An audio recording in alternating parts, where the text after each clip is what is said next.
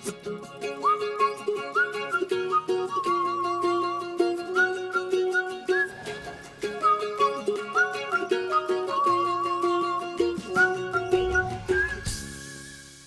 everybody, it's Jo Parra, founder of the Ladies Working Dog Group. Are you feeling stuck with your gun dog training? Trust me, you're not alone, and that's exactly why you need to be here. Every week, we're bringing you the best tips and hacks to make training your gun dog easy peasy. We'll keep it straightforward, no fuss, just actionable guidance that you can put straight to use. So let's get started. Hello and welcome to another episode of Found It, Fetched It. This week, Emma Liddell and I are going to be speaking all about Beyond Pink, unraveling the pressure of being female. International Women's Day is today. I hope you enjoy joining us as we go through what happens and what women feel within the dog training community and outside in life. Emma, you were the inspiration behind today's podcast. Let's start by talking about what inspired you to want to cover this topic. So I think International Women's Day is always a really interesting kind of event, and people look at it in all sorts of different ways, celebrating the amazing things women have done, looking at where we've come in society as women, about having our voices heard, about feeling valued and important, and also kind of sometimes looking about where we need to go. And that's great and that's fantastic. And I think the thing that I wanted to really explore today is how that relates to us as women, and then how that relates to us as women when we're then fostering a relationship with our dog. So when I was thinking about this, I actually thought back to the Barbie movie, which is obviously, she's a feminist icon in her own way, depending on what your opinion is of her. And there is a monologue in that movie, which is really an emotional one. And there's just one paragraph in there that for me sums up sometimes that inner turmoil that we have as women, those pressures that we experience. And I think certainly off the back of some of the comments that I read about yesterday when we did the webinar, that we still have that today. And I think it's really important that we acknowledge it, we explore it, and kind of see what we can do to better support ourselves and each other with it. So I'm just going to read that paragraph, if that's okay. It's just very, very short. So it says here, you have to never get old, never be rude, never show off, but never be selfish, never fall down, never fail, never show fear, and never get out of line. It's just too hard, and it's too contradictory, and nobody gives you a medal or says thank you. And it turns out, in fact, that not only are you doing everything wrong, but also everything is your fault. And I think that absolutely sums up sometimes this knot that we get into, where it's like, I can never, ever show any sign of vulnerability or weakness. And even when I do that, I don't feel like I get thanks for it. And I do feel like somehow I'm still going away blaming myself that I'm not doing enough. Yeah, and I can absolutely relate to that.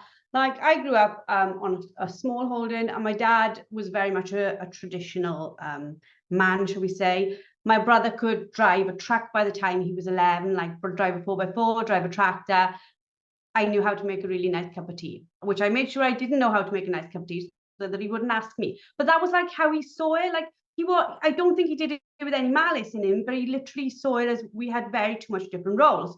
I've got a podcast coming up with my brother where we're talking about how my brother, as a youngster, was out with my dad with working dogs all the time. Like my dad, again, he used to go out rabbiting. He used to take my brother to go shooting. All those things that my brother got to do with my dad, but my dad just didn't see me in that role. So even from a small age, I had to not play a role, because I don't think that was the case, but I was very aware that we were treated very, very differently. So coming back into the gun dog space with dad, when he was the one encouraging me to come out. He was the one saying, come do this, it will make you feel better, it will get you back outdoors. He wanted that for me. I was very conscious. I was in a male-dominated environment with my dad, who I didn't know what he would expect of me, but I pretty much sort of decided he would expect me to act like my brother. I agree. And it's such an interesting journey that we go through. You know, actually, we're talking, I was reflecting on my childhood, and I've got an older brother. So there was again this, and I don't think it was deliberate. I think it was absolutely unconscious. And I think it's certainly a sign of the times that, you know, I was given dolls, and I would do this and I would do that, and my brother would play with Meccano. And although absolutely there was swap over that, and my parents were absolutely fine, it wasn't like, that's not your toy. It was almost an unwritten assumption that I would go into potentially a more feminine career, and compared to my brother, which was really interesting. So when I went to university, I actually during my summertime worked as a harbour patrol officer, so driving powerboats, which is again a sailing, kind of quite a masculine dominated environment. And I remember taking my dad out one day on this powerboat, and you could see it was almost a surprise that his daughter, I don't know, 20 at the time, was manhandling this really big bit of kit, which had a really big outboard on the back. And it was like this disjoint, this disconnect in his brain of like, oh, but that's my 20-year-old daughter. And I think we need to move away from that. And luckily, you know, I'm very grateful. My family have moved with the times and they're very different. But almost we can self-induce that and go, well, actually, should I be doing that? Should I be doing that thing? Because actually that's a male-dominated area, and we need to move away from that. We absolutely do. Why do you think it is that the Barbie monologue like strikes a chord with so many women? I think it's just really authentic. It's so authentic because, and when I look at it, the amount of pressure we have to make these huge decisions in such a short space of time in our life, and part of that's biological, and we knew it was going to be an emotional podcast, so I'm like, let's go there, is the idea that somehow between the ages of probably like 19 and 45, I've got to potentially meet a partner, if that's what I'm looking for, find the right partner, potentially have children because I've got a biological clock ticking. I also potentially have to look at what I want to do with my career, find my dream job, find my dream man, have a child, if that's what works for you. And I think, again, we have to move away from the idea that but in such a short period of time. And that is a huge amount of pressure. And then we have the additional pressures of like, I have to be developing my career, but I also have to be a fantastic mum. And I have to hand sew a costume for World Book Day. And I have to feed them organic food day in and day out. And I've also got to keep a clean and tidy house. And there are statistics that show, even though women are back at work, a lot of them work full time because they, you know, or they work part time, the majority of the housework still sits with them, and the majority of the childcare. So the fact is, these pressures are real on us. They are 100% real. And that's such a hard thing to kind of have this unwritten pressure. And then also try and find time to do something you love, like have a dog and train it. And I think it's the pressure of all that like everyday stuff that we then unconsciously transfer into our dog training. Because if it's not going well, like for those of you who know me, know my story, know my dogs, you know that Rex is good as gold and Ella has her days, shall we say, right? And then if I'm out with him, he makes it fun. But if I'm going out and I'm training Ella first, I almost not mean to, but I bring the pressure of the day to think, oh, you are going to mess me around. You are going to take more time than I want you to take, which means that I'm going to take longer before I have to go back to running the business, doing whatever, you know, looking after the house, looking after this. And don't get me wrong, my family, Matt is great, he inputs, Meg is great, she inputs. But you are right, as women, we tend to go, yeah, but the responsibility lies with me. So all those pressures, they sort of intermingle with our dog training, whether we want them to or not. Yeah, absolutely. And for me, what I realised is, it was a phrase that I used only a couple of weeks ago, and I stopped and was like, oh, that's interesting. Is someone was saying something to me and they were like, Emma, just have patience. And I turned around and went, I don't have time to be patient. And I thought, oh, hello. That's quite a big thing to admit. I don't have the time to be patient because I've got so much going on. And I thought, okay, if I don't even have the time to be patient with myself to be able to look after myself, where on earth am I going to find? And we know it takes such an inner grit when every part of us is frustrated with our dog to go, it's fine. I'm just going to work with the dog in front of me. It's going to be okay. So if I don't even have patience with me, how on earth am I going to have patience with this little thing that's sitting in front of me? If it's my dog, a lumbering big thing going, I don't understand. Like, I don't understand. Whatever you're telling me, I don't get it. And I'm kind of going, yes, but you just have to. And he's, I don't get it. So we have this kind of battle straight away. And I know it's something we touch on so much about most of us, and I say most of us, I'm going to generalize because I feel like I'm going to speak on behalf of us, but most of you will probably go, yep. I often feel like I'm working against my dog and not with my dog. And that's sometimes how I feel about life. I feel like I'm working against life rather than with it. And that can be such a hard, draining, exhausting place to come from day in, day out. And I think no wonder. And then we go, on top of all of that, so society pressures, we do have hormones. And quite frankly, and I speak very openly about this, I think it's a miracle. If you look at our hormonal fluctuations when we're younger, when we go through our normal menstrual cycle, and then when we go through menopause, the sheer fact that we actually manage to keep it together mentally for about 3 days out of the month, I think is a miracle, let alone hold down a job, raise a child, train our dog, and all of those other things. So we have to factor in all of that, plus hormonally what's going on for us, and then have a little bit more compassion. And you are right, you know, and you like you said that, and I obviously I'm on mute when we're doing the podcast, but I burst out laughing when you said I don't have time to be patient, because as I'm getting to that age when I'm probably about to start the menopause, whether I like it or not, my patience is getting shorter and shorter. And sometimes I look, you know, my dogs are 5 and 7. And sometimes I think, oh, should I breed Ella? She's the last dog that was bred by me and Dad. Should I have a pup out of her to keep that line going? He worked incredibly hard. And then I think, do I have the patience for a pup? So when we're on the call, like we were last night, we were talking about calm in the house. I'm already conscious. This pup isn't even born. And I'm like, do I have the headspace for something that's not going to chill in the house? And I felt for a lot of the ladies and men we were talking to last night, because the fact is we are overwhelmed, but we are overwhelmed with no end line, no end date. It's not like, can you just be overwhelmed until July the 14th, please? It's like, can you be overwhelmed till your dog decides it actually understands and wants to do what you want it to do? Yeah. And that's so difficult. And again, it comes to that where it almost feels combative. You against the dog, you against your body. For a lot of us, hormonally, sometimes we feel like we're against our own bodies, us against society, the world. And that's such a hard place to come from.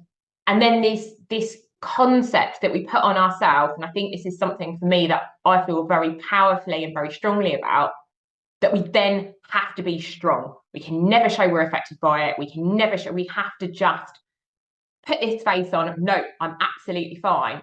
When actually, and I think about the group, when we share our vulnerabilities, actually that comes from a place of strength for me. Pretending you're fine, that's just denial, not helpful. Coming from vulnerability, we're going, do you know what? I'm really struggling with this right now. And I'm feeling really low and I'm feeling really demoralized or upset or whatever else, but I'm still going to work with this and I'm going to work with it, not against it. That level of vulnerability, brings us together as a group of women completely, because it's our little scars, if we have to be really brutal about it, that make the other person go, oh my God, me too. Exactly like Joe when you laughed then, because you were like, yeah, me too. And that's what brings us together. That's what connects us. Us all pretending that we are Mary Poppins of the gun dog world does not bring us together. It brings us further apart. And it's hard enough raising a puppy. It's hard enough raising a dog. It's hard enough, quite frankly, being a woman and functioning in society. Working with each other is the way we're going to get through it. I think like you absolutely hit the nail on the head there when you said the breakthrough, I think, for me, absolutely was the point when you went, or when I went, I can't do this yet, and I'm going to have to give myself time to learn this. Because I think for a long time, like you said, I went into Korea, I had 3 children, you know, I was very, very driven, like, I know it's one of my incredibly most important values to provide for my family. When I went into my first operation, one of my biggest thoughts, like literally lying there the night before they've told me they're cutting my head open, was thinking, who will provide? Now, the reality is, me and my mum have talked about this many times, but she said, the family around, if something ever happened to you, the family around you would provide for those children. But in my head, it was like driving me, and it still does today. Like if you said, well, what's the values, what's the thing that puts you through it, is knowing my family, if anything happened to me, would be okay. But also, I think as well, the group definitely has taught me to be able to say those things, and to also be able to step back from those things, not just in my personal, like real life, but also in my dog life, to be able to look at the dogs and say, okay, you haven't got this yet, and you may never get this, Ella, but the pressure I'm putting on myself and you to be perfect is actually destroying our relationship. Whereas if I just accept that you're going to take time and it's not all going to be easy, I can take the pressure off myself. I don't feel so overwhelmed. I can step back and go, okay, I can actually enjoy this for what it is now, rather than this idea of perfection. Yeah. And I think a really good question to ask yourself, for me, before you get out dog training is, are you training today because you should train your dog? Or are you training your dog because you can? And by can, that's about capacity. Like, do I have the emotional, physical, and mental capacity to train my dog today? If the answer is yes, get that lead and get out there with your dog. If the answer is no, the outcome is going to be a really difficult one. And it's going to be really confusing for the dog, because the day before I might be in a really good place and I'm really compassionate with my dog and I'm working on heel work and I'm taking time.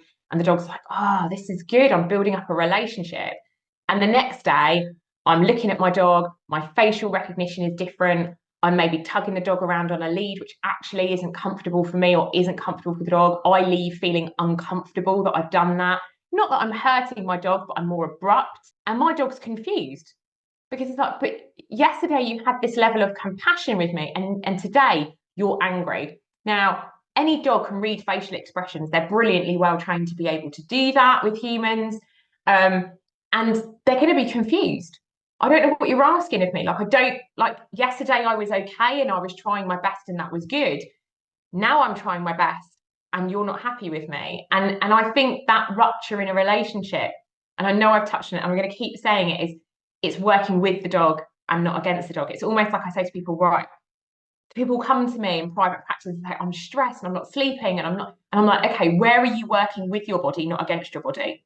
And they go, well, what do you mean? And I'm like, okay, well, if your body is tired, what are you doing to work with your body? Oh, it's just drinking another cup of coffee, not good. No, it's not.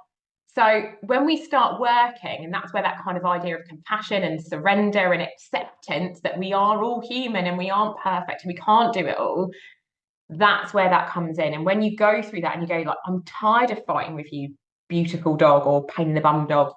I'm tired of fighting with you, body. I can't sort out your hormones. I can't make you not sleep and all those. I need to work with you. That's when actually our body, our dog, everything else goes, oh, okay, like we're a team. I didn't realize we were a team. I thought we had to just argue with each other until eventually we just hit a brick wall. Like, oh, we're a team. Okay, let's see what we can do. And that's when things like our body, our mental health, our dogs, those relationships start flourishing. It's all relationships, isn't it? Like it's even like our relationship with our children, our relationship with our friends, our family. It is that, like, how do we connect and go in the same way? I think for a lot of us, like you just made me laugh. You were like, that conversation, sort of like your body going, could you just close your eyes for 2 minutes, please? That would really be helpful. Like we just like literally trying to rack up these, I don't know, they're invisible ticks almost in my head, where I'm like, done that, I've done that, I've done that, I've done that. And I see myself doing it every day. And I'm a really, really busy day in the computer. And I'm doing stuff. And I'm like, I'll upload that. While that's uploading, I'm going to put the next load of washing on. And when the next load of washing is on, and that's finished uploading, I'm going to do this. And then I'm going to get that loaded out to the tumble dryer, and I'm going to put the dishwasher on. And I'm like, I force myself to be able to tick off all these expectations. And then I get to the end of the day and I am so exhausted. I'm like, oh my God, tomorrow, Joe, you have to be better. And I almost hear my body at 12 o'clock when I'm watching some random thing to decompress say to me, you have to be better. And every morning I get up and I think, oh, I'm going to be better. But the foolish thing I think our bodies trick us into, and it comes back to our dog training, is the next morning we tend to get up feeling a bit better because we've had whatever sleep we've had, and we started again. And we like that with our dogs. We learn the lesson by the end of this session with our dog, potentially. And then potentially we start the next session back on square one. Yeah. And I think a really nice way of checking in with that, either personally or with your dogs, is okay, you've done that, but at what cost? Like, you've got your dog doing that, but at what cost? Has it helped your relationship or has it hurt your relationship? Yeah, you've got through your to-do list. And Joe, you and I are very similar. We've got chronic to-do lists. I do mark whether I've achieved stuff that day by that to-do list. I am not brilliant in that. And I've got to check in with myself. Okay, you've done that, Emma, but at what cost? At what cost your health, your sleep, your relationships with friends or family members, your relationship with your dog? Like, what is it at what cost? And sometimes the cost isn't one. It's kind of, well, actually, I've had a really nice day and hasn't really cost me anything apart from my time, but I feel good and I feel energized. But the times that we're really pushing ourselves, or we feel that pressure either from society or our inner pressure to be Emma Poppins, as I call it, laugh, practically perfect in every way, that side of it, at what cost? And if the cost is a negative one, should I really be doing that? And that's sometimes quite a sombering. And I remember I say it to my clients, I'm like, that's great, but at what cost? And they kind of look at me and go, all right, yeah, I see where you're coming from there. They say that like learning a new skill is quite empowering, don't they? To everyone, not just women. And like, for those of you who know me, you know that I go to Sugarcraft, and I love Sugarcraft, and I do feel it empowering. I managed to switch off. I don't call it Sugarcraft, I call it art therapy, because for that, 2 hours, can't think about my phone, I can't think about work, I can't think about my health. I just think about whatever random little model I'm making that day. But then when it comes to dog training, I don't know if it is as empowering, because it is as difficult, because there's two minds trying to work as one. Yeah. And I think that's it. When you're doing your Sugarcraft, and I've seen your Sugarcraft, it's beautiful. The only person you're working with is you, your dexterity, and whatever you're working with, kind of like the sugar paste, etc. We forget on the end of that lead, and as you know, I refer to mine as my little goblin child, is a whole little creature with its own wants and needs and demands and experiences, and whether he's rolled out the right side of his crate that morning, or whether he's hungry or not hungry, or whether he's slept well, or maybe he hasn't slept well, or maybe he's got some raging hormones or something else is going on. Maybe he's a little bit in pain. We don't know. He's got his own agenda. And trying to find a time where you can reconnect and go, I get you've got your agenda. I've got mine. I've got all of the same stuff going on as you. What can we do together that we can share? And I think that's a really key part of it. Around training is supposed to be fun. Now, we know that often training doesn't feel fun. Certainly, heel work is a really good example. I don't think I've ever loved doing heel work with my dog. But it is supposed to have an element of fun. The reason we got these dogs is because we love them. The reason we've got these dogs is we want to bond with them. The reason we've got these dogs is we want to have a partnership with them. We want to feel like we are working together. And every single woman that I've ever spoken to, when I talk about like, what's your best moment when you've worked your dogs, and they might talk about some insane retrieve or whatever's happened, it's because they've been listening. The dog's been listening. You've been reading the dog. We forget we have to listen to our dogs as well. You've been reading the dog and you have worked in partnership. And that, for me, most women, myself included, when that happens, I could cry. I could absolutely cry, because for that moment, we're a team. We're in sync. We've both got the same aim. We've both got the same goal. We've both got that same moment. And that's incredibly special. And that's why we have dogs, and that's why we want to work them. But the rest of it, we forget that we lose that bond. We lose that kind of joint aim. And it becomes like, I've got to do heel work with you. I've got to do this with you. I've then got to do, no. You don't have to, you want to, because you want to have this bond with your dog. When I go into Sugarcraft on Friday morning, Kate would laugh for this, but it's very, very true. If any member of her class walks in, Kay's our instructor, and looks at all overwhelmed or flustered, and you can see in people's body language, they're taking their coats off, you could tell somebody's flustered. She will come up to them and she will say, sit down, don't touch anything. would you like a tea and toast? And like, it's almost like, it makes you smile if you're not the person, and it makes you smile if you are the person. But basically, what she's saying is, stay the F away from the icing until you calm down, because you're not going to make anything of any value when you are raging. And sometimes I sort of wish I have a K when you go out with the dogs, because it is the same mindset. You need to sometimes think, well, hold on, before I take that dog anywhere, maybe I'll have a cup of tea and some toast and just steady the mindset before I try to go and do something that is going to be complex. Yeah. And I think that's key when working with kind of any animal at all. Around that idea, they pick up on it, we pick up on it. It's such a difficult thing. We talk about kind of the lead being an umbilical cord between us and our dogs. And I don't think that could be, dogs have such an insane ability to sense the slightest change. That's why we've got so many emotional support dogs. We have dogs that can sense when someone's going to have a fit and things like that. They can detect the smallest change, probably more than we can. The amount of people that will say, my dog knew I was pregnant before I knew I was pregnant. So they can detect those hormonal changes, even when we don't even notice we've got them. So can you imagine what they can detect when I'm raging about something, or I'm feeling really hurt, or I'm feeling really sad? And we have to understand that and work with that. That is not us being somehow failing as women. And I really want to move away from this idea, this concept, especially when we talk about hormones, as women's hormones just being like, oh, they're just being hormonal. Yeah, I'm being hormonal because I have hormones. They are chemicals in my body that make me feel things. It's not in my head. It is a physical thing that happens to me, and I feel stuff as a result. I don't ever think that should be minimized for us, because actually it's not just something that we just decide to experience. Most of us would not like those hormonal fluctuations if we could avoid it.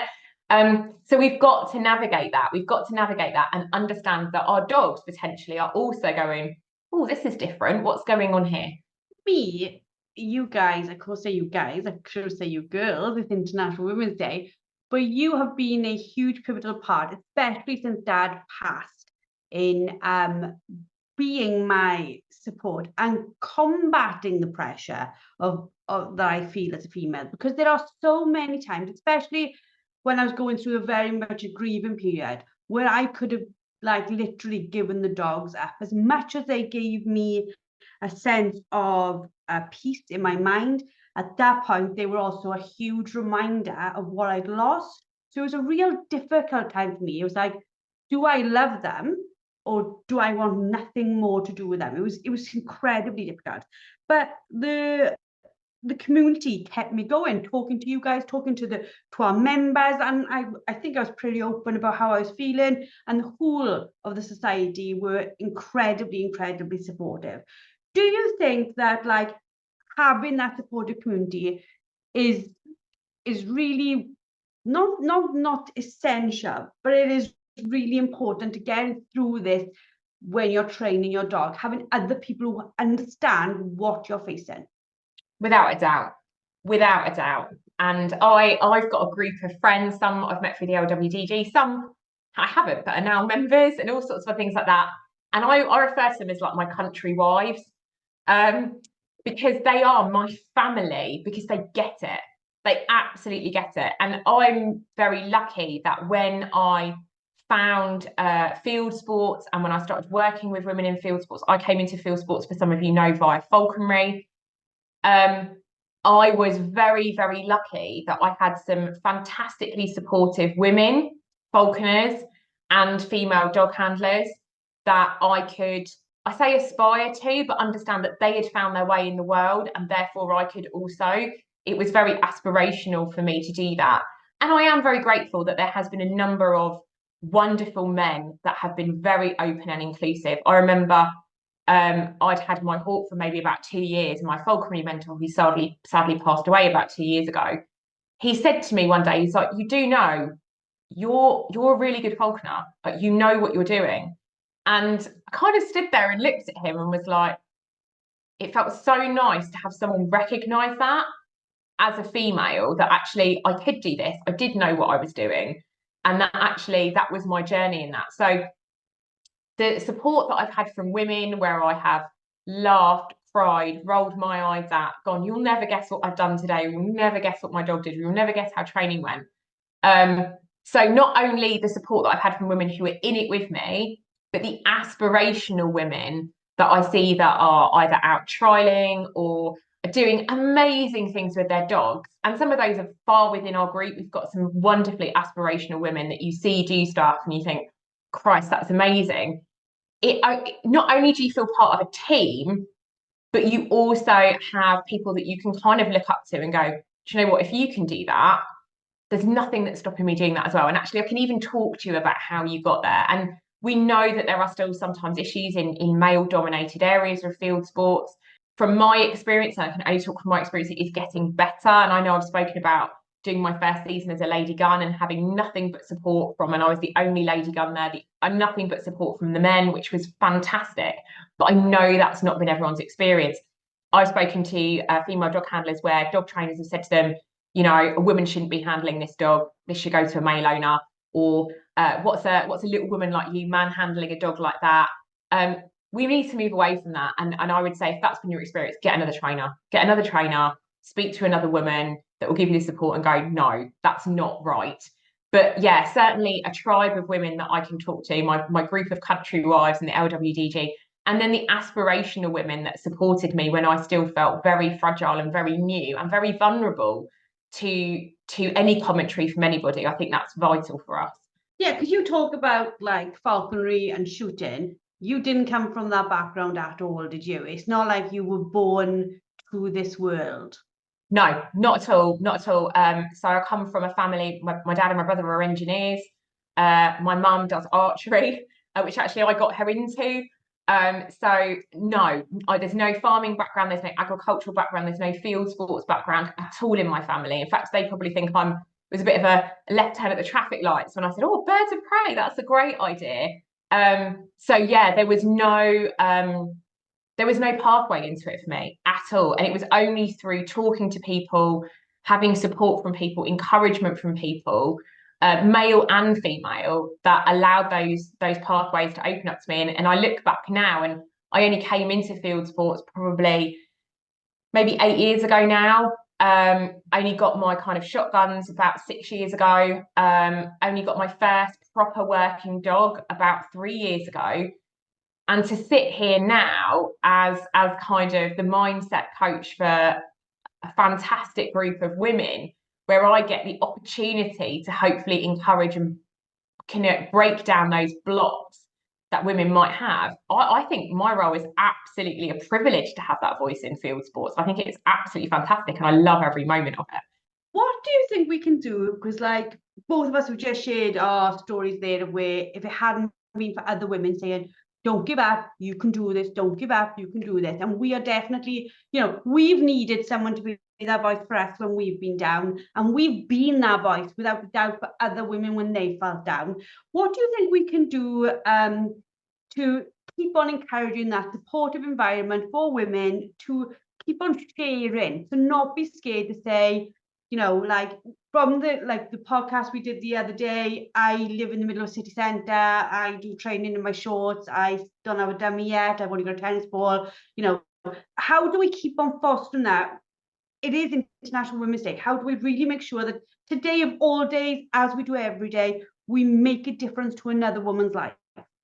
I think it's about having conversations. It's about having conversations and having the courage as women to share our stories like we just have that vulnerability and go, yeah, I was scared. Yes, I cried. Yes, I didn't think I could do it. Yes, I didn't think I fitted in. The more we share that, that's what connects us. It isn't about us being successful and great at what we do and going, look at this amazing thing. It's about going, I was really scared about this and I didn't know if I could fit in, and I still gave it a go. And actually, we need to be aspirational to other women. We're in the position where we can do that now. And don't get me wrong, I absolutely don't always have the confidence. I know I might come across like that, but on this Saturday, I'm going to be taking a scout out for a simulated shoot day. I'm nervous about that. I haven't done a huge amount of training with him for a little while. I'm nervous about what he's going to be like around that, around that situation. But I can be honest with you about that. I can hopefully, some of you now listening will be going, oh, okay. Like, it's okay to be scared. It's okay to be nervous about that. So having those conversations, being really authentic with each other. And the other bit I would say, field sports is a controversial area that we care about. Get another woman into it. And not even about getting them into it and make them love it, just expose them to it in a nice, assisted way. Give them the opportunity. Get them out of a dummy, one of your friends that maybe hasn't even thought about it. The amount of women that I've spoken to that I've either tried to take out clay shooting or have been too nervous about taking their dog out or getting a dummy, or break down those barriers. We've had to fight really hard, and the women before us have had to fight even harder, and the women before that have had to fight even harder to break down those barriers. It's our duty to make it as easy as possible for the women that come after us. That's the great thing about being part of this tribe and this sisterhood, is we get to break down those barriers, and then hopefully people in the generations beneath us, they won't face the stuff that we did. It's really like, I love our group for so many reasons, but I created the group because I was scared to be in the men's group. I would see people write something like, my dog didn't do a 50-foot retrieve, it only did a 30-foot, what can I do? And they would be like slated, smash, smash, smash, smash, smash. It's like, get out the popcorn, here we go. And I was so petrified. I thought, how on Lord's earth can I write in there, like, how do I put on a slip lead properly? Like, how could you do it? And that's why I created it. And when there was just like 5 of us in there or 8 of us in there, it was incredibly helpful. And now there's 8,000. This still is incredibly helpful, just on a bigger scale. But I really think as well that the part of that journey for many of our women is, some of them, lots of them, come in with a dog that will never go to an estate. It will never go out hunting another animal. It will never work with cold game. But the owner will love everything up until the point where that would potentially happen. So all the dummy training, all the working tests, all the meetups, all that stuff that we do. Because if you think about it, the ladies working dog group never sees anything at all dead. Like, literally, we don't. That's not where we go. Our members may go do those things and then come back to our hub, shall we say. But as a group, we accept everyone, don't we? And we talk about this, whether you're vegetarian, whether you're vegan, whether you hunt, whether you're anti-hunt, it doesn't make a difference. It's about training the dog in front of you. Yeah.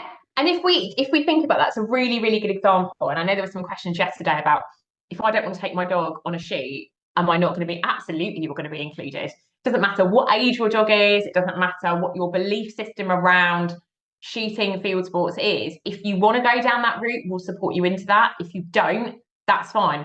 But the thing that I was thinking about as you were talking is, okay, so I do, that is kind of where I want my journey with my dog to go. But how often does my dog touch either a bird, cold game, or whatever, compared to a dummy? Like, compared to what we practice with, it's dummies, isn't it? That's what we do. The majority of our training does not involve any form of game. And that's great, because what it means is other people who never are even interested in that whole community can have a really well-trained dog that has a purpose. And that, for me, and I know we've discussed this before, as part of the ladies working dog group, it's about giving the dog a purpose, and a purpose that is comfortable for you. Now, your purpose might just be a really well-trained dog. Great, fantastic. We need more of those in the world. Well-trained dogs are very, very welcome. For some people, that might be, I want a really well-trained dog that then also man trails, or that also does agility, or that also is a gun dog, whatever that might work. And I know we've touched on like, what is a gun dog before, but what we want is, we want dogs with a purpose. That's the point of the ladies working dog group. That's the point of working. Work is a purpose. And whatever that purpose is for you and your dogs, we want to support you with that. It's really interesting to say, because like, I came into this, my first day was on an estate with pheasants, like literally, and because I'd grown up on a small holding, And we'd had our own like sheep and lambs and chickens and turkeys, and you know, I'd grown up from that. I wasn't shocked when they were shot. I wasn't shocked to see a dead bird. But that since my dad has passed, you know this, you're my friend. I found it incredibly hard to step foot on an estate, not because of what goes on an estate, but I don't know if I want to be there without my father. It's like it was like our thing, if that makes sense.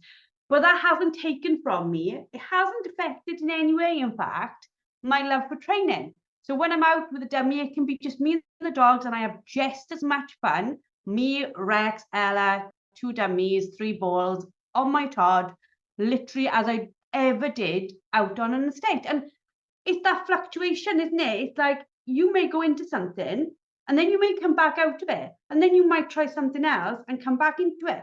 And I think as women, we need to say it's okay to change your mind. It's okay to want to see where that path takes you. It's okay to only do this much today. It's okay to do 10 tomorrow. We've got to be a little bit more accepting around the fact that we don't have to have everything defined. Yeah, and we can change our minds, and that changes over time. So, for example, a lot of you know that I'm vegetarian, and that's something that I think is I was really hesitant about talking about that first of all in the ladies working dog group, but now I kind of like celebrating because it shows we can be different and together. So I'm vegetarian. I used to have pet rats as a really, really good example. And then X years later, when I had a bird of prey, I had to deal with dead rats because that's what my bird ate.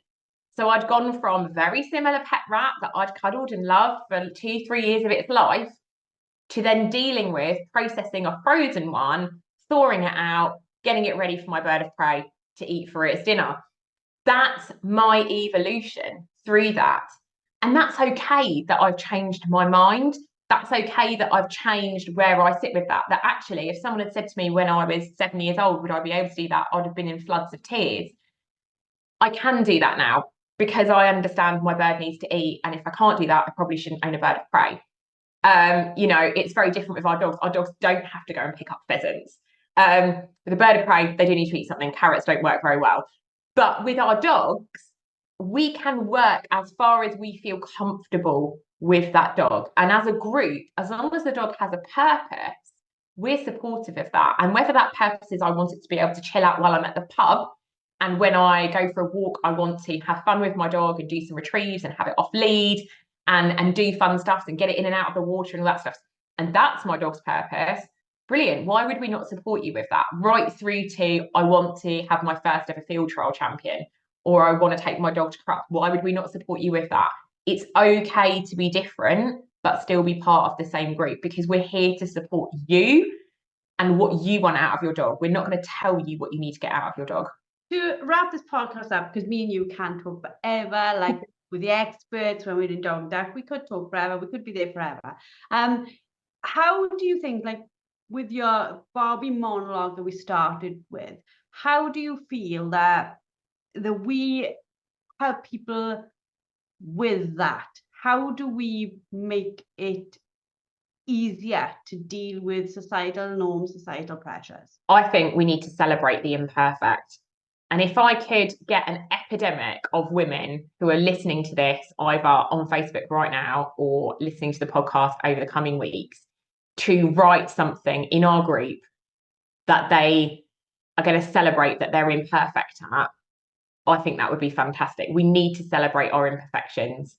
I'm never going to be perfect. And do you know what makes me relatable? The fact I'm not perfect. So the more we can break those societal norms by encouraging other people to do the things that they want to do and that feel right for them, by breaking down this idea that a working dog has to be a gun dog in the field with a dead thing in its mouth. It absolutely doesn't. Whether it's even us as women, some of us wanted to have children. Some of us wanted to have children and couldn't have children. Some of us chose not to have children. Some of us chose to get married. Some of us chose not to. Some of us are more than happy being on our own. We need to break out the idea of what a stereotype of a woman is, what our role is, what we should do and what we should achieve. Actually, the best thing about being a woman is about encouraging ourselves and encouraging other women to be themselves. Fabulous, as always. For those listening on the podcast, I hope you have thoroughly enjoyed. I hope you are having a fabulous International Women's Day. Gentlemen, if you've been listening, I hope this has helped you understand what can sometimes seem quite irrational. There is actual rationality behind it.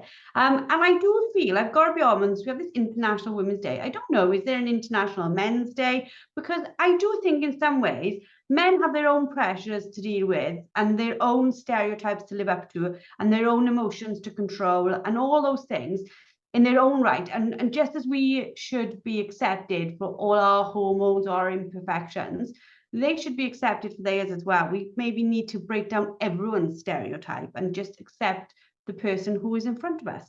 Big thank you to Em, as always, for yabbering to me. I love every second of it. Your final one key takeaway, please, for listeners to remember after listening to this.